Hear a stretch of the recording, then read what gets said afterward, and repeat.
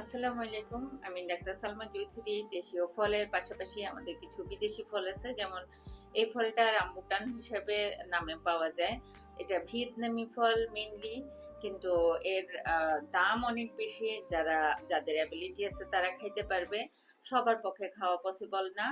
যদি হচ্ছে আমাদের দেশের দিকে সবকিছু এখন আস্তে আস্তে চাষ হয়, যেমন আগে ড্রাগন ছিল না, এখন হচ্ছে ড্রাগন ফল চলে আসছে অ্যাভেলেবেল। আগে খেজুর ছিল না, এখন আমাদের দেশে খেজুর প্রচুর চাষ হচ্ছে, আঙ্গুর, বিভিন্ন রকম ফলের চাষ হচ্ছে। সেরকম সামনের দিকে হয়তো বা মানে এই রামবুটান ফলটাও আল্লাহ চাইতো চাষ হবে।